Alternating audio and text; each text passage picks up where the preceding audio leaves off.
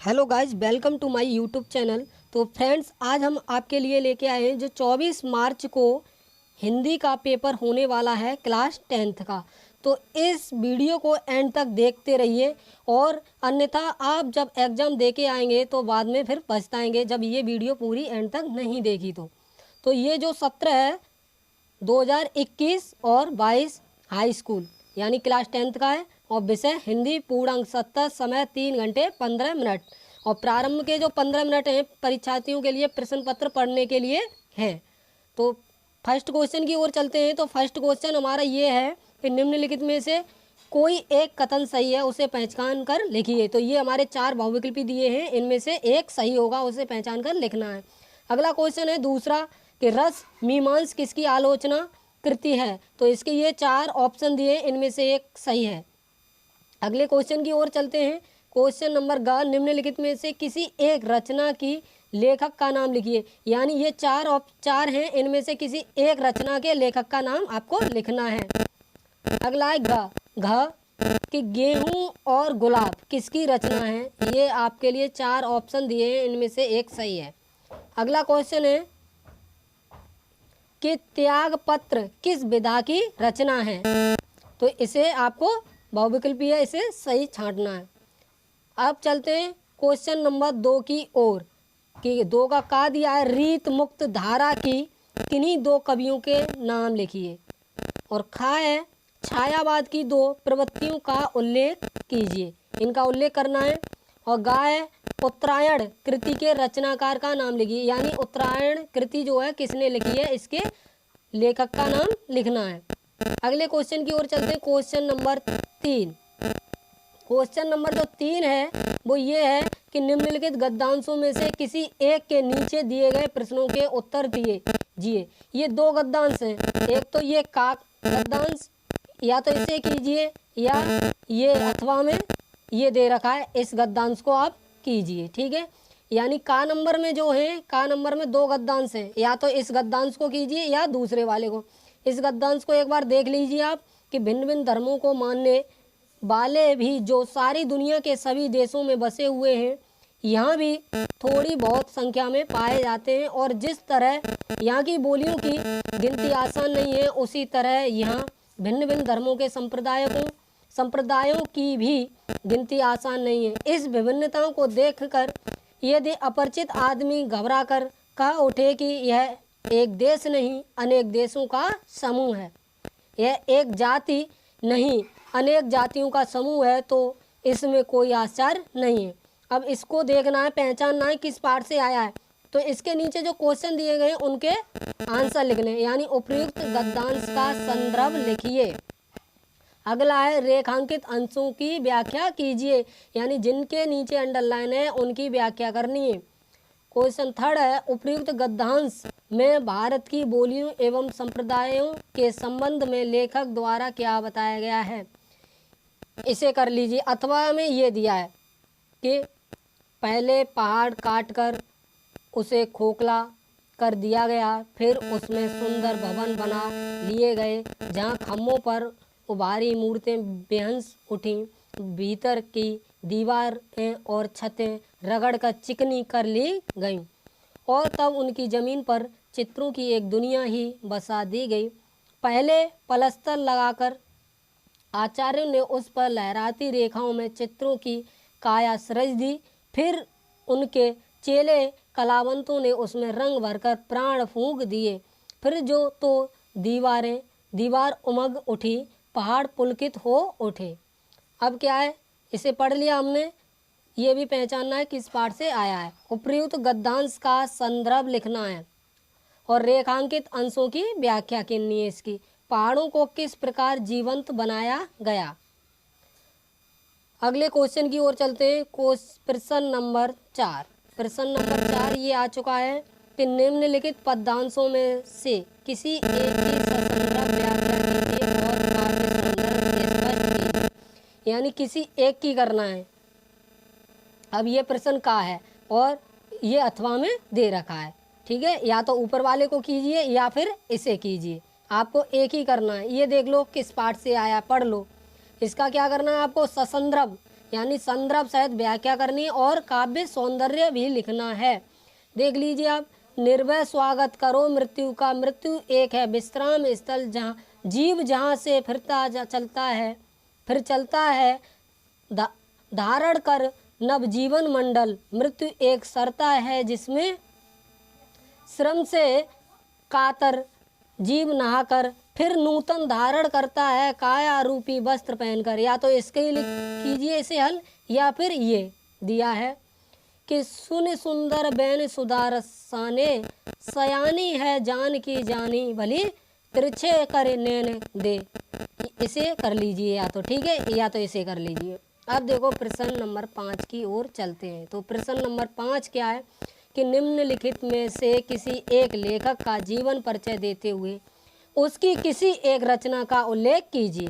यानी इसमें से किसी एक लेखक का जीवन परिचय लिखना है और उसकी एक रचना लिखनी है, यानी एक से ज़्यादा लिखिए।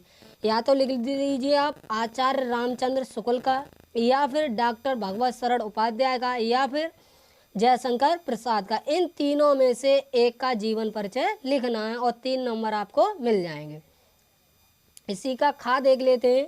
खा दे रखा है कि निम्नलिखित कवियों में से किसी एक कवि का जीवन परिचय दीजिए तथा उसकी किसी एक रचना का नाम लिखिए। ये जो 3 कवि दे रखे हैं इनमें से आपको एक का जीवन परिचय लिखना है और रचनाएं उनकी लिखनी है। जैसे ये दे रखा है मैथिली शरण गुप्त, महादेवी वर्मा, सूरदास। इन तीनों कवियों में से किसी एक का जीवन परिचय आपको लिखना है।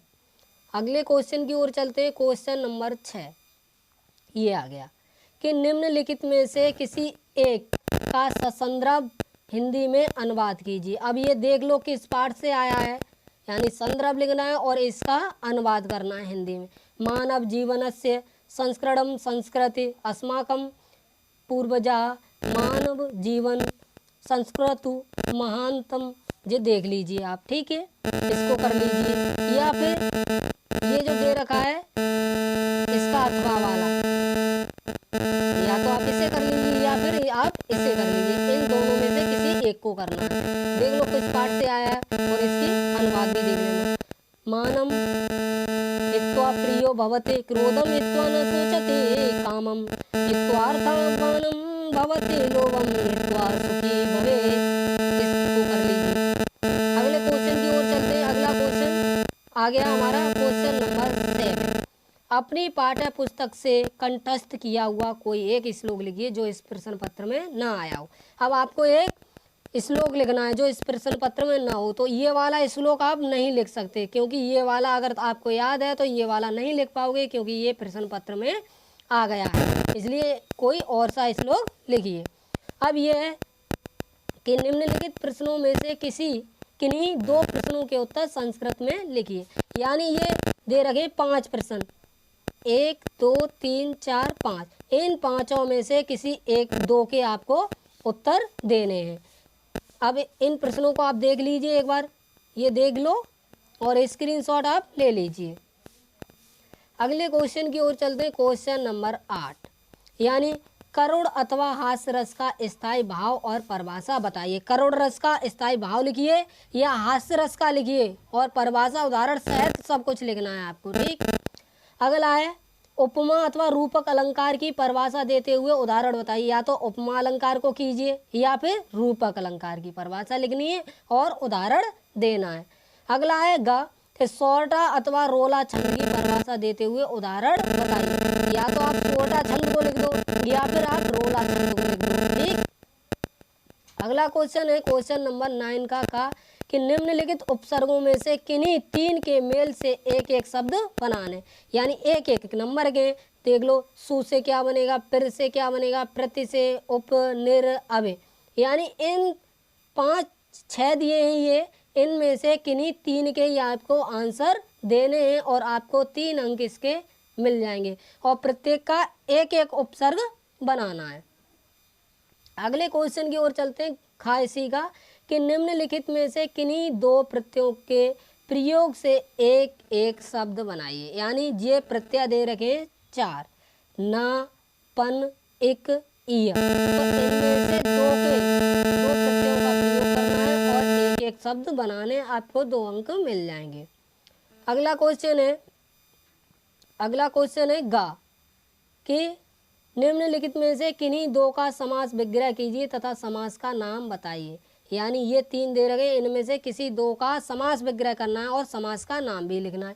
ये दे रखा है राधा कृष्ण, राधा और कृष्ण, तो ये हो जाएगा द्वंद्व समास। सप्तधान्य, सप्त धान्यों का समूह, इसमें द्विगु समास हो जाएगा। चौराहा, 4 राहों का समूह, इसमें भी द्विगु समास है।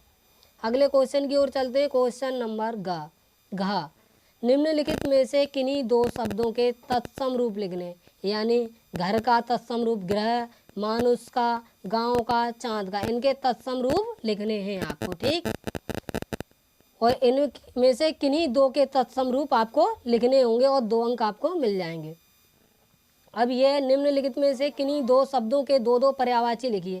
ईश्वर के 2 पर्यायवाची लिख दीजिए, कमल के, फूल के, जंगल के, यानी इनके 2-2 पर्यायवाची लिखने, लेकिन किनके, इनमें से केवल आपको 2 ही करने हैं। अगले क्वेश्चन की ओर चलते हैं। अगला क्वेश्चन ये 10 का कि निम्नलिखित शब्दों में से किन्हीं 2 का संधि विच्छेद कीजिए और संधि का नाम लिखिए। यानी इनके संधि विच्छेद करने और संधि का नाम लिखने, 2 के करने केवल। आप देख लीजिए इस प्रश्न को। अगला है ख कि निम्नलिखित शब्दों की चतुर्थी विभक्ति एवं द्विवचन का रूप लिखिए। यानी मधु अथवा नदी, फल अथवा मतिगे, यानी चतुर्थी विभक्ति का द्विवचन आपको लिखना है। अगला क्वेश्चन है कि निम्नलिखित शब्दों में से किसी एक का धातु लकार पुरुष तथा वचन का उल्लेख कीजिए। अहसम, पठावह, हसीयत है, इनके क्या है, किसी एक का, ये 3 दे रहे हैं, किसी एक का धातु लकार लिखना है। किस लकार से का है और किस पुरुष का है और कौन से वचन का है। अब ये है कि निम्नलिखित में से किन्हीं 2 वाक्यों का संस्कृत में अनुवाद कीजिए। ये हिंदी में दे रखे हैं, इनका संस्कृत में आपको अनुवाद करना है कि प्रयाग गंगा तट पर स्थित है। अगला है तुम दोनों क्या करते हो। अगला है विद्या विनय से बढ़ती है। अगले क्वेश्चन की ओर चलते हैं।